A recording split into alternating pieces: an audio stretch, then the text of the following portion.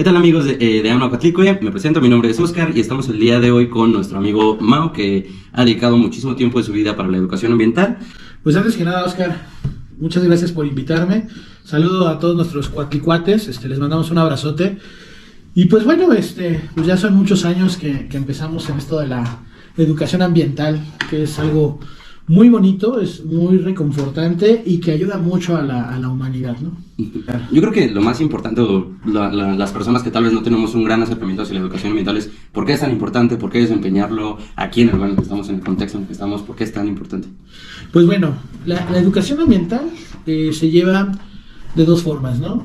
La primera es a través de educación formal, que es lo que hacen las escuelas, y ahora hoy en día la ley obliga a las escuelas a tener proyectos y programas de educación ambiental.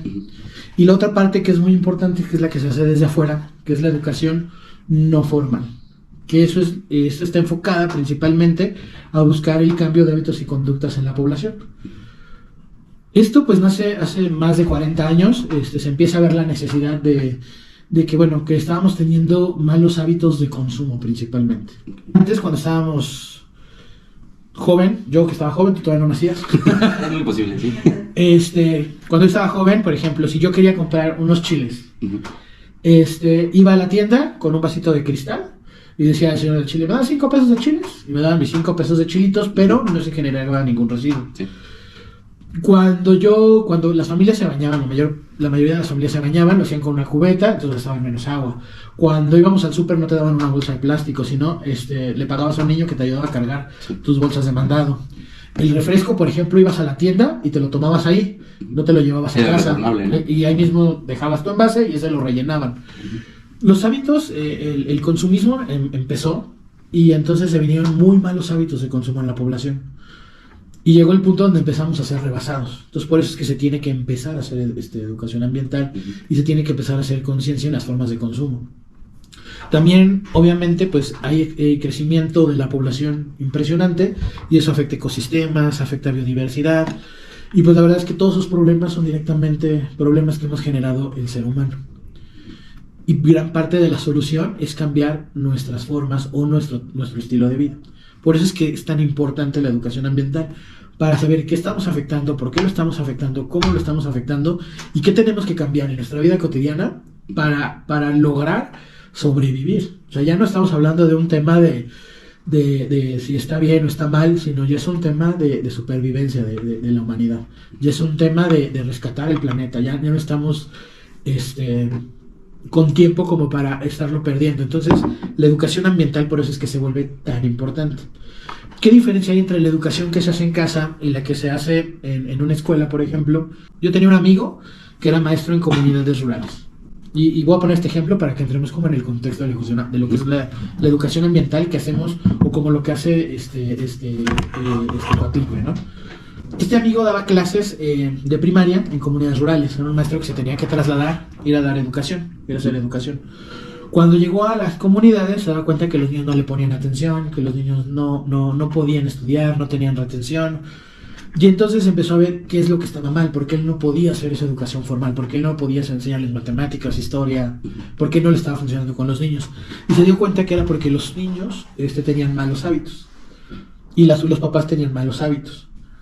Y entonces tuvo que, antes de empezar a hacer educación formal, tuvo que empezar a hacer educación no formal. ¿Cómo lo logra? Pues bueno, se da cuenta que los niños tenían piojos. Entonces, ¿cómo va a poner atención un niño que tiene piojos y todo el tiempo está rascando la cabeza, ¿no? Entonces, primero tuvo que decirles, bueno, nos tenemos que bañar todos los días. Decían los niños, bueno, es que el agua me queda muy lejos. Bueno, ¿cómo lo vamos a resolver? Te vas a bañar un día sí y un día no, pero el día que vayas te vas a traer, en lugar de una cubeta, te traes 2 para que te puedas bañar 2 días. Y es que eso es lo... ¿No? Y vamos a sacar al centro de salud, te van a cortar el pelo, tienes que tener estos hábitos de alimentación. Hablaron con los papás, entonces tuvo que educar a los papás, a los niños, de cómo vivir para que cuando el niño llegara a tomar clases, poder realmente retener toda esa información y poder hacer educación formal. Lo que hacemos nosotros como externos en la educación ambiental es intentar cambiar esos hábitos y esas conductas para mejorar la calidad de vida de las personas. Y es que es lo que se considera a veces como lo difícil, ¿no? Como trasladar lo que se les está enseñando en la escuela de, ustedes tienen que hacer esto, pero si no lo relacionan con su realidad inmediata, entonces no tiene ningún sentido. Y aquí lo que hizo cuál es el problema que los tiene, tiene los piojos. Ahí ya relacionaron lo que está pasando aquí con lo que está pasando allá, ¿no? Y ahí, ¿cuál es la forma, cuál sería como la propuesta de unir las dos cosas a través de lo que hacen, por ejemplo, ustedes? Lo que hacen en el exterior, con lo que se está enseñando en las escuelas, ¿cómo lo llevamos hacia el mundo real, hacia que las personas que tal vez no tienen esa preparación escolar se puedan acercar un poquito a la educación ambiental? Pues mira, realmente lo que tenemos que, o sea, lo que se está haciendo, esto empieza, te digo, hace pues más de 20 años, hace 30, 40 años que empieza a haber educación ambiental en el país. Uh-huh. Y que se vuelve sumamente importante pues para muchos aspectos. Otra es también adquirir conocimiento de especialistas, que muchas veces los niños no tienen acceso a ellos porque es un maestro de primaria que estudió muchas materias diferentes y que está entrenado para enseñar esas materias, pero los niños tampoco se enteran de todo lo demás. Sí. Algo muy importante del educador ambiental es que tienes que tener objetivos fijos. ¿Cuál es mi objetivo? ¿Qué es lo que quiero que cambie en esta comunidad? ¿No? Entonces tiene que haber siempre un análisis, ¿no? El problema que tengo aquí en la zona urbana, por ejemplo, de Tlalnepantla, es el mal manejo de los residuos sólidos y el consumo excesivo de agua. Entonces voy a enfocar mi programa educativo para atacar esos problemas específicos y poner soluciones a través de la educación no formal. O sea, quiero cambiar hábitos para que esto mejore o hábitos para que esto mejore, ¿no? ¿Cómo empecé yo a hacer educación ambiental? Primero, trabajaba en el ayuntamiento y un día me invitan a un evento que se llama la Comunidad Infantil Morelense por el Medio Ambiente y me dicen, oye, Mauricio, quiero que nos acompañes a trabajar con estos niños, es el primer evento que hacemos de este tipo. Y resulta que tenía yo un talento especial para trabajar con los niños, tengo una capacidad de comunicación con los niños muy buena, y de ahí me agarro y empiezo a hacer educación ambiental en cada una de las cosas o trabajos que yo hacía yo empecé muy chavo en el ayuntamiento de Cuernavaca a los 17 años, y empecé desde ese entonces a hacer educación ambiental, empecé a tener grupos, empecé a enseñar, y me di cuenta que era una pasión y que tenía un talento especial para poder transmitir. Y eso fue lo que me hace que me empiece a dedicar a esto. Y empezamos con una gran cantidad de proyectos en este tema, desde el espacio público hacia la educación ambiental, obviamente haciendo ecología urbana y también educación ambiental. Oye, la cuestión de los niños está bien padre porque pues empiezas con los más chavitos, ¿no? Con los que todavía ya no están tan maleados, ya no tienen hábitos, estos malos hábitos del consumismo, de estar gastando, tirando. Y si empiezas con los niños, pues ahí lo padre sería que lo lleven quizá ellos a sus casas, ¿no? Entonces ya podría haber un acercamiento. Pues realmente los niños es el gancho. Porque al final los niños se van convirtiendo en los promotores ambientales. Por eso es que mucha educación se hace hacia los niños. Ahora, por ejemplo, yo trabajé con niños que ahorita ya son profesionistas. Y es súper reconfortante el saber que, por ejemplo, tengo uno que se llama Abraham, al que le mando un saludo enorme, que hoy en día es licenciado, estudió la licenciatura en política y que tiene ya alguna toma de decisión en congresos o en... Pero sigue siendo un amante del medio ambiente y de la naturaleza. Entonces yo sé que ya trascendió lo que empezamos hace 30 años, ya está trascendiendo en él a las siguientes generaciones. Sí. ¿No? Y así como él, pues varios, ¿no? Otros que son agrónomos, pero todos ya implementan y todos son conscientes del entorno. Vienen las nuevas generaciones, que obviamente ya traen más conciencia que los anteriores porque ya viene un trabajo detrás, pero no quiere decir que dejemos de luchar, porque al final todavía está una generación.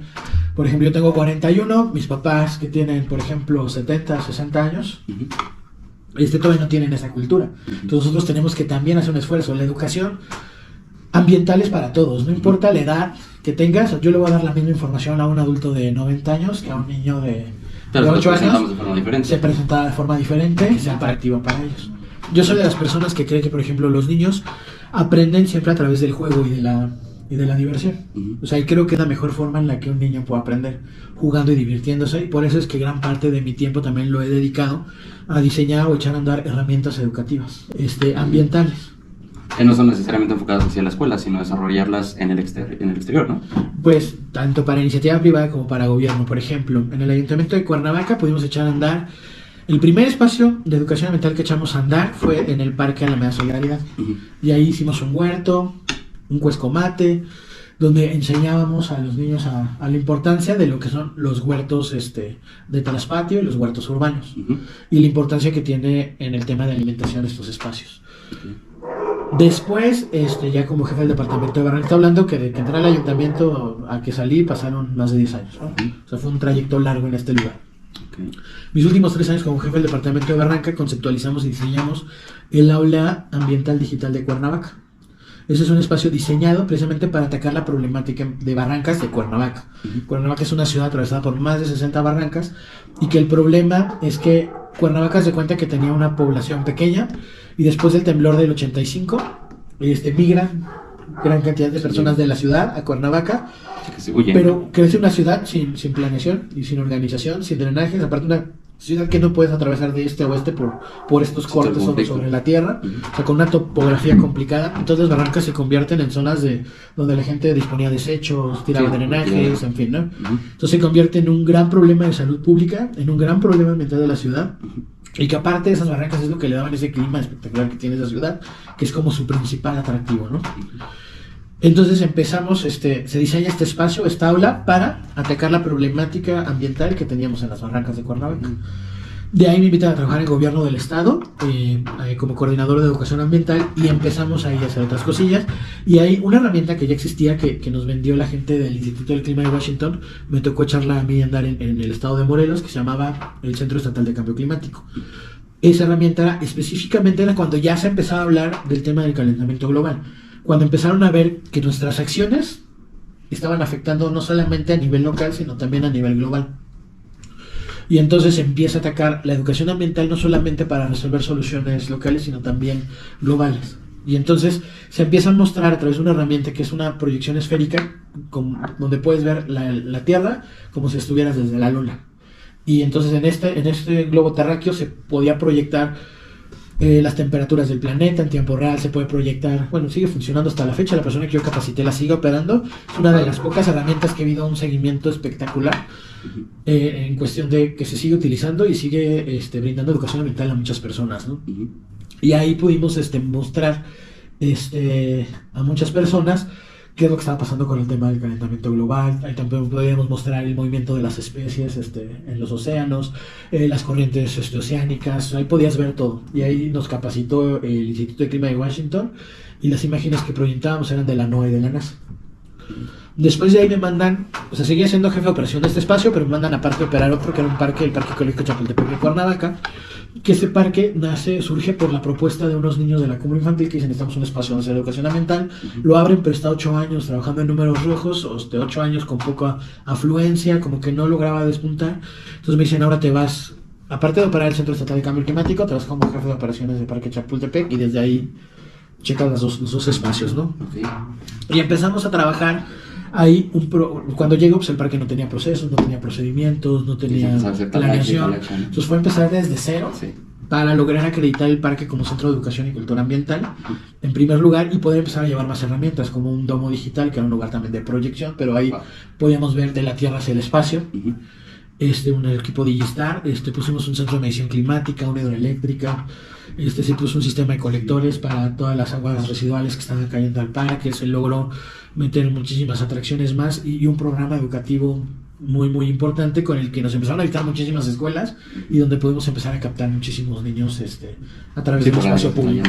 Okay, no, y es que está chidísimo que son 40 años, ¿no? De trayectoria, 40 años de... Bueno, mi trayectoria es de 23, mi edad es de 40, pero la educación ambiental empieza hace 40. Ok, bueno, pero al final de cuentas es como sumar un granito más a todo lo que han hecho otras personas, y pues a mí siempre se me queda esta frase, ¿no? De son pequeñas personas haciendo pequeñas acciones que están cambiando el mundo, ¿no? Y pues de eso se trata todo esto, ¿no? Creo que de eso trata la educación ambiental, sí. Justamente, acciones individuales para cambios globales. Es justamente eso. O sea, nuestras acciones, nuestras pequeñitas acciones que vamos haciendo van generando cambios. Y si nos volvemos todos promotores de este tipo de acciones, pues más gente se va contagiando y eso pues ayuda mucho, ¿no? Al día de mañana que vamos a tener problemas de alimentación, problemas de contaminación, enfermedades, ya lo estamos viendo con las pandemias hoy en día, que ya es parte del reflejo de lo que está sucediendo con los cambios que está teniendo el planeta, ya es parte de esos cambios. Pues Mau, te agradezco muchísimo, tu tiempo está muy interesante, el tiempo de hoy no nos apremia, no nos deja extendernos porque hay muchísimo tela que cortar, experiencias que nos puedas llegar con los que nos puedas nutrir y pues inspirar a toda esta gente que ha estado contigo, que sigue trabajando y que dices que a pesar de los años siguen haciendo acciones, ¿no? Te agradezco mucho tu tiempo, el que hayas estado compartiendo con nosotros y no sé si quieras dar un mensaje, invitar a los talleres que dan. Nada más saludar a nuestros amigos, a nuestros cuatricuates, enviarles un fuerte abrazo y vamos todos por un mejor lugar donde vivir. Bien, entonces, pues muchas gracias, amigos, nos vemos en otra emisión de Alma Patlico. Chao.